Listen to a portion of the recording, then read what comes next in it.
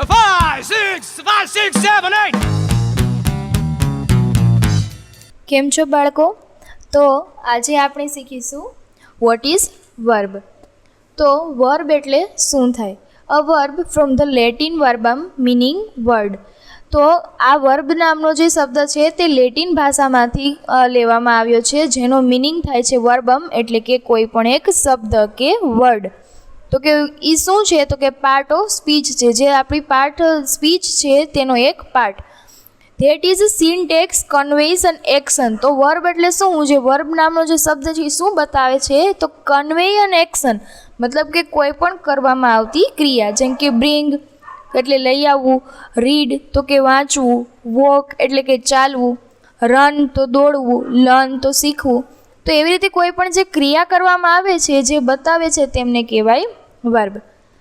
પછી આવે છે અન અકરન્સ, જેમ કે હેપન ઓર બીકમ, કોઈ પણ વસ્તુની ઘટના કે ક્રિયા બનવી. Or state of being, be, exist or stand. તો નેક્સ્ટ આપણે જોઈએ વર્બ વિશે. તો વર્બ હેવ ટેન્સીસ. વર્બના અલગ અલગ ટેન્સીસ હોય છે, મતલબ કે અલગ અલગ કાળમાં તેને દર્શાવવામાં આવે છે. પહેલું છે કે પ્રેઝન્ટ એટલે કે વર્તમાન કાળ. તો વર્તમાન કાળમાં શું હોય? To indicate that an action is being carried out. જે ક્રિયા અત્યારે ચાલી રહી છે તેને દર્શાવવા માટે વર્બને યુઝ કરવામાં આવે તો તેને પ્રેઝન્ટ વર્બ કહેવામાં આવે છે, મતલબ કે વર્તમાન કાળમાં બતાવવામાં આવે છે. તો કે પાસ્ટ શેમાં હોય? To indicate that an action has been done. જે ક્રિયા પૂર્ણ થઈ ગઈ છે તેને પાસ્ટ વર્બના ફોર્મમાં આપણે બતાવીશું, મતલબ કે જેવી રીતે બ્રિંગ હોય તો તેનું શું થઈ જાય? તો કે પાસ્ટ ફોર્મ થઈ જાય. કોઈ પણ વસ્તુ હોય, જેમ કે રીડનું પાસ્ટ ફોર્મ રીડ જ રહે, એવી રીતે સમજાણું છે. પછી છે કે વોક, તો વોકનું પાસ્ટ શું થઈ જશે? વોકડ. ઓકે, તો એવી રીતે. પછી ફ્યુચર ટેન્સ આવે.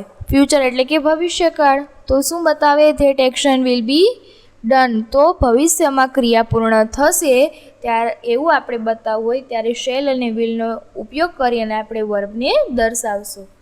હવે નેક્સ્ટ આપણે જોઈએ તો વર્બની ટાઈપ્સ છે.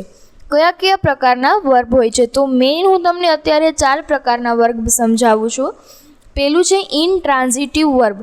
તો કે ઇનટ્રાન્ઝિટિવ વર્બ એટલે શું થાય? ઇનટ્રાન્ઝિટિવ વર્બ એને કહેવાય કે that does not have direct object. તેની પાસે ડાયરેક્ટ ઓબ્જેક્ટ હોતું જ નથી. એટલે કે intransitive verb may be follow by adverb.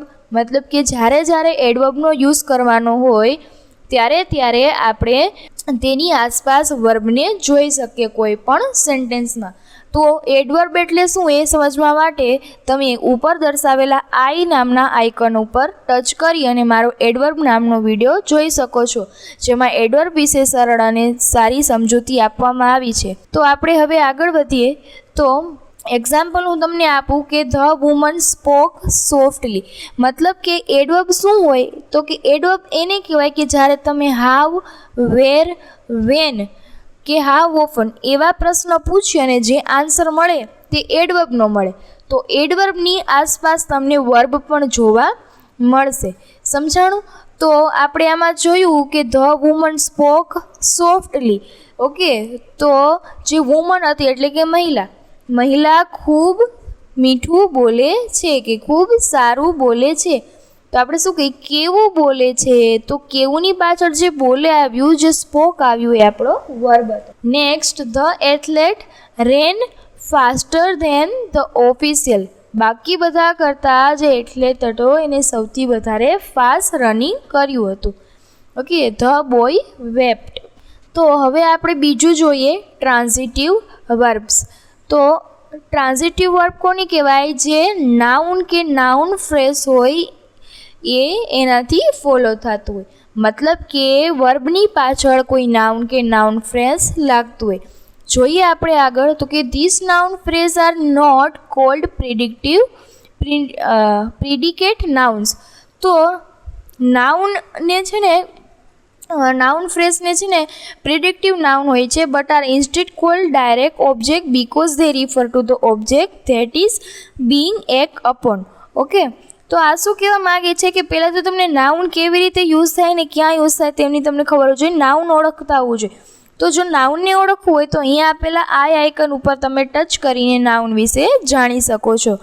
Okay, તો નાઉનોમાં એક વિડીયો આપેલો છે જેમાં ખૂબ જ સરળ સમજૂતી છે અને એટલી સારી રજૂઆત છે કે નાઉન તમને ઝટ દઈને મગજમાં બેસી શકે.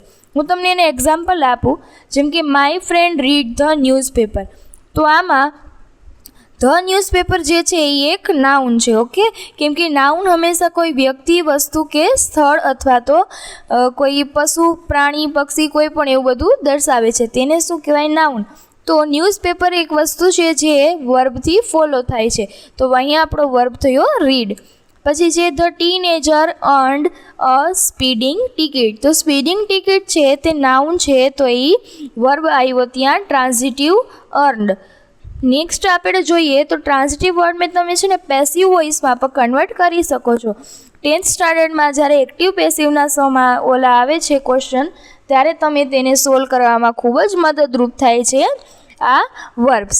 તો કેવી રીતે થાય છે આપણે જોઈ લઈએ એક વખત. આપણે પહેલાં એવું જોયું હતું કે માય ફ્રેન્ડ રીડ ન્યૂઝપેપર. હવે એનું પેસિવ વોઇસમાં કન્વર્ટ કરો તો એમ થઈ જાય કે the newspaper was read by my friend.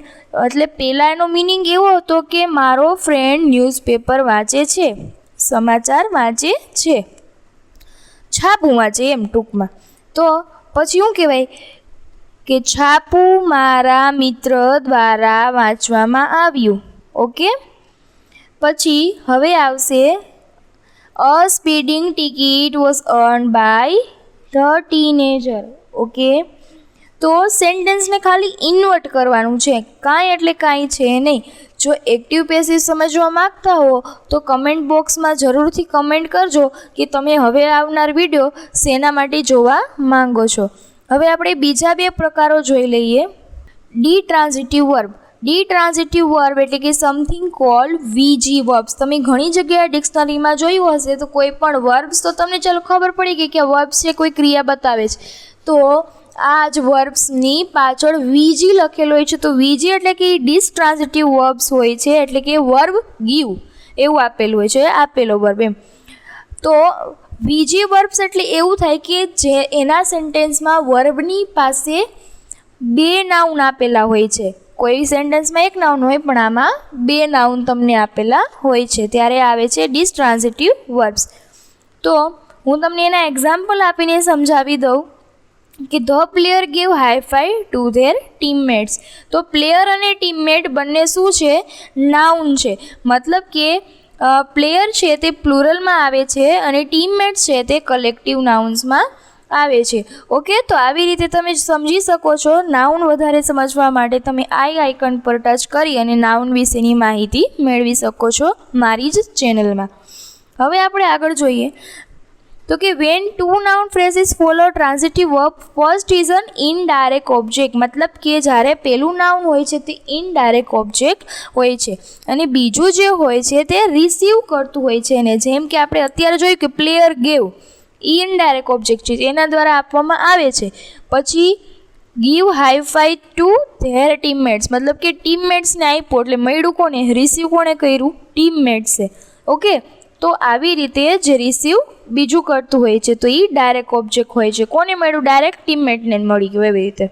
તો ધેટ બિંગ એક upon indirect object can be noun phrase or prepositional phrases. Okay, તો સમજાઈ ગયું. હવે આપણે જોઈએ ડબલ ટ્રાન્ઝિટિવ.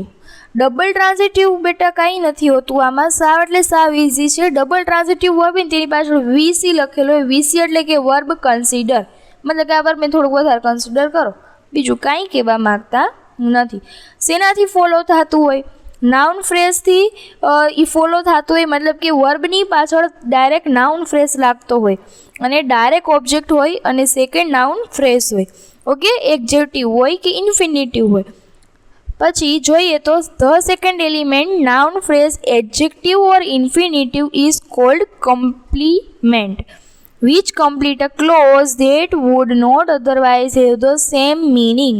ઓકે, એક્ઝામ્પલ આપણે જોઈ તો the young couple consider the neighbour wealthy people. તો શું થયું? યંગ કપલ હતા, એને શું લાગ્યું? અહીંયા કન્સિડર છે એ તો વર્બ બનશે, તો એને શું લાગ્યું? Neighbour wealthy people. તો મતલબ કે એને એના નેબર હતા એ ખૂબ વેલ્ધી પીપલ લાગ્યા. બીજું જોઈએ તો some student perceive adult quite inaccurately. પછી જોઈએ તો Sara deemed her project to be the hardest she has ever completed. Okay, તો સારાને શું થયું કે આજ સુધી મેં જેટલા કમ્પ્લીટ કર્યા છે પ્રોજેક્ટ એમાં સૌથી હાર્ડેસ્ટ, સૌથી અઘરો હતો. તો વર્બ સમજવા સાવ એટલે સાવ સરળ છે બાળકો. જો તમે આ વિડીયોને 2-3 વખત જોશો એટલે આમે જ તમને મગજમાં બેસી જશે કે વર્બ શું હોય છે. સાદું અને સરળ રીતે તમે જો સમજવા માંગતા હોય તો સૌથી પહેલાં તમે નાઉન સમજી લ્યો, કેમ કે નાઉનની આસપાસ જ વર્બ આવેલા હોય છે. ઓકે, અને મોસ્ટ ઓફ તમે જુઓ તો વર્બ પછી ડાયરેક્ટ નાઉન જ હોય છે. એટલે જો તમને નાઉન ઓળખતા આવડી જશે તો નાઉનની આગળ ડાયરેક્ટ જ વર્બ આપેલો હશે. ઓકે, મોસ્ટ ઓફ જગ્યાએ ક્યારેક જ એવું બનશે કે ક્યારેક 2 નાઉન હોય ને તેની વચ્ચે તમને વર્બ જોવા મળશે, જેમ કે આપણે ડી ટ્રાન્ઝિટિવ વર્બ્સમાં જોયું તે રીતે. ઓકે, તો નાઉનનો મારો વિડીયો જોવા માટે તમે આ આઇકન પર ક્લિક કરી શકો છો, જેમાં તમને નાઉન વિશે ખૂબ જ સારી માહિતી જોવા મળી શકે છે. Okay, thank you. Like, share, comment અને સબસ્ક્રાઈબ કરો મારી યુટ્યુબ ચેનલને, અને તમારા મિત્રો અને ફેમિલી અને ફ્રેન્ડ સાથે પણ શેર કરો. Okay, thank you. Bye bye.